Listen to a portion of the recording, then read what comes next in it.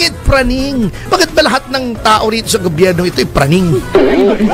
Do not shoot the messenger. Gusto natin patunayan po dito na hindi basta-basta pwede ka magbigay ng kahit anong pananalita na nakakasira sa kredibilidad, hindi lamang ng institusyon, kundi ng ating halalan, lalong-lalo na.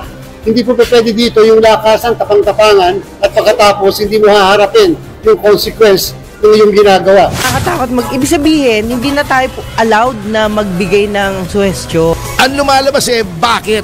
Why are you shooting the messenger? Messenger lang naman yung mga tao. System mo ang pinupuna. Pakita mo, na-impregnable. Na-impregnable yung system ng Miru na may na-expose na nga tungkol dyan si Congressman Barcoleta. Ayan, factual lahat yan. Ngayon, kung gusto mo akong idemanda, go ahead. Sige. Huwag naman. Hindi, kasi nakakainis yung ganung May sinasabi lang yung tao, teka, tignan mo to't nahahack yan. Magagalit ka. Tingnan mo kung totoo, hindi muna. That is how it's done. Dapat sa atin lahat ng changes in government, dapat ay within the boundaries of the Constitution.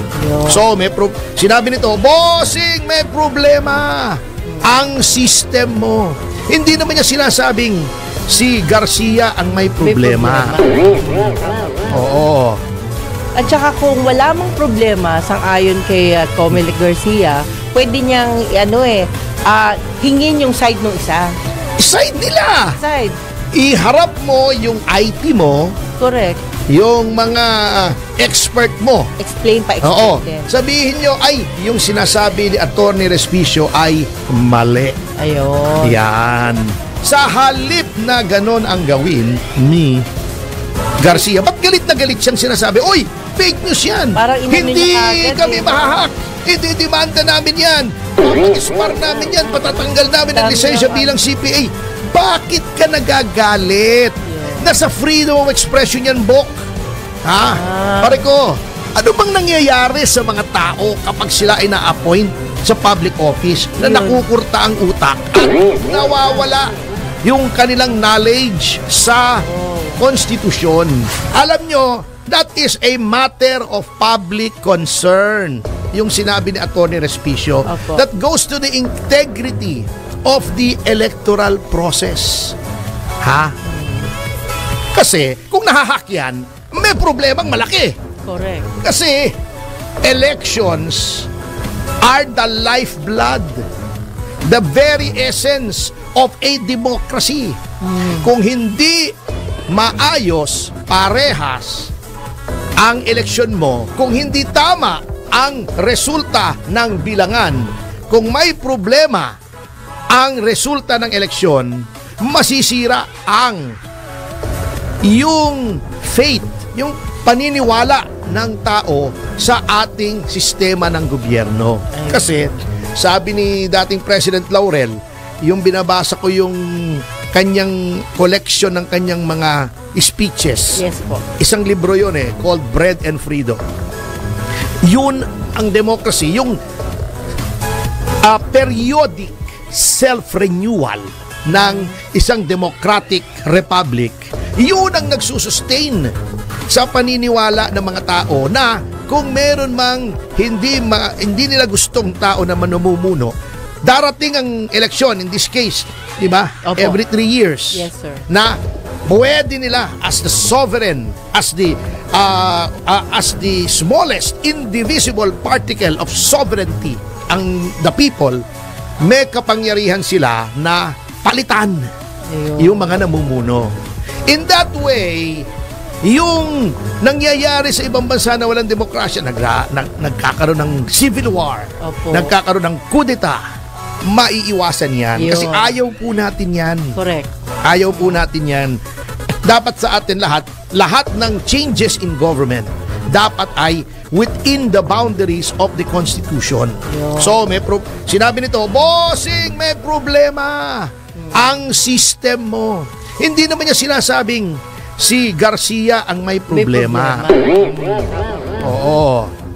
At saka kung wala mang problema sang-ayon kay Comelec Garcia, pwede niyang hingin yung side ng isa.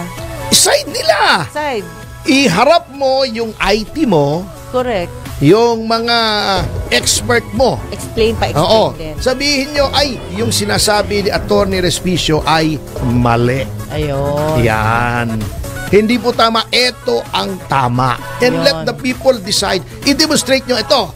Meron kami mga ethical hackers dito. Pumunta sila kay Ike Seneres. Buhay pa ba si Ike Seneres? Yes. Oo. Buhay May pa mga po. ethical hackers yun. Yung tinetesting nila. Opo. Ang trabaho nila, may isang system, kukuha ka ng hacker. Di ba? Ang hacking bawal. Pero merong ethical hackers. Opo. Ang trabaho nila, ito yung system namin, labaw bangko. Tignan mo ako mahahack mo. Yun. Para alam namin, pag nahack mo, sabihin mo sa amin, paano mo nahack para maremedyohan. Yes. Yun. Sa halip na ganon ang gawin ni Garcia, ba't galit na galit siyang sinasabi, oy, fake news yan. Parang inamin Hindi niya agad kami mahahack. Ha? Mali ang ginagawa niyan. Ba't nagpo-push siya? Nasisira yung kumpiyansa ng taong bayan sa Yeah. eleksyon. Ididemanda namin yan. Papag-spar namin yan. Patatanggal namin ang Dami lisensya ng- bilang CPA. Bakit ka nagagalit? Nasa freedom of expression yan, Bok. Ha? Pare ko, ano bang nangyayari sa mga tao kapag sila ay na-appoint sa public office na Yun. nakukurta ang utak at nawawala yung kanilang knowledge sa konstitusyon? Yun sinasabi yung fake news, fake news, fake news. Alam mo, hindi mo pwedeng pigilin niyang magsalita ang mga tao whether you agree or not. Kung Ayun. sinasabi mong fake news, Patunayan. patunayan mong fake news. Correct. Yun. Patunayan mo muna, hindi yung nag-react agad. Paano kung tama yung tao? O hamunin mo, kung ako si Garcia, hahamunin ko Malaki. Gano'n ha, nahahack. Sige nga, punta ka rito. Yun ang imbitahin mo sa opisina. Yun, mas Hindi yung maganda yung contestant ng ganon. beauty contest. Hindi kaya gusto lang niyang makita yung contestant ng beauty contest. Anyway, It's a Mo, good si advice. Tama. George, kilala ko yan. Ano lang, lover of beauty rin yan. Oh, Anyway, yeah. maiba tayo. Ba't hindi mo sabihin kay Tony Respicio? Halika nga, Tony Respicio, punta ka rito. Sige, I-challenge niya rin. tawag media. Media. Eto, Comelec. Eto si Atty. Respicio. Opo. Paanda rin namin yan. Sige nga, i-hack mo. Yan. Yeah, kasi sabi mo, mahahack mo Ayan, opo. Sige, i-hack mo. Pag hindi niya na-hack, di pahiya siya. Tapos ang usapan. Tsaka hindi dapat puputok ng ganun. Ang kung di siya problema, nagalit, bakit hindi niya gawin yun? Ba't natatakot ba siyang mahack? Is there a problem with the system? Di ba nagkaroon na nga ng, ng expose Opo. ni Congressman Marcoleta tungkol dyan sa system na yan? Opo. Yung Miro? Oh. Bakit praning? Yan, bago sinasabi niya, hindi naman onion skin kami sa Comelec, hindi kami balat sibuyas, pero sinisira niya ang integridad ng electoral process. Hindi po isang tao ang kayang makapagsira ng electoral process. Yun. Kahit tayo rito, kahit sino, kahit 100 tao yan, nagsasabi, oy, mahahack yan. Opo. I-demonstrate mo lang once.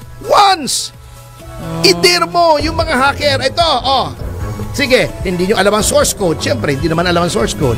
Ito, i-connect namin sa internet. Sige, i-hack mo. Ayun. Hack mo, pakita mo sa amin. Pag na-hack mo, by thank you. At least Halika, naagapan. dito, alis ang media. Close door tayo. Paano mo na-hack, pare? Yun. Kasi ganito. Yun, good. ayusin namin. Ganun yun. Bakit praning? Bakit ba lahat ng tao rito sa gobyerno ito ay praning? Do not shoot the messenger. Pero nakakatakot ibig sabihin, hindi na tayo allowed na magbigay ng suggestion. Eto, mamaya That might i-discuss be the pa rin reason. natin yan. I-continue natin yan. Yung Okay. tungkol naman kay Jay Ruiz kasi magbe-break na tayo. Pero that is not the way to do it. Huwag mong takutin, chairman, yung mga tao na nagpo-point out ng problema ng electoral system. Diyan masisira ang integridad, ang kumpiyansa sa electoral system. Yeah. Kung mukhang guilty ka at iniisip ng mga tao ay may tinatago. Di ba? Opo. Lalong-lalo na ikaw ay appointee ni Pangulong Marcos. Ikaw ay may reputation ka na as an election lawyer na ikaw ay nag-e-engage sa mga bagay na para sa iyong kliyente na dinidepensa mo siya. Ibig sabihin, meron ka ng mga built-in na mga biases. At ikaw ay abogado ni Pangulong Marcos. Ibig sabihin, hindi ko sinasabing ikaw ay may ginagawang kalokohan dyan. Wala tayong pruweba nun. Ngunit, kung meron mang agam-agam at the back of the minds of the people na ikaw ay may kinikilingan dyan, tanggalin mo. Kasi that is how you preserve and promote the integrity of the COMELEC and restore or wag nang restore, sabihin mo may kumpiyansa na tayo and maintain the faith of the people in the electoral system na walang anomalya ang mangyayari etong Mayo. Yun ang way, hindi yung ididimanda mo.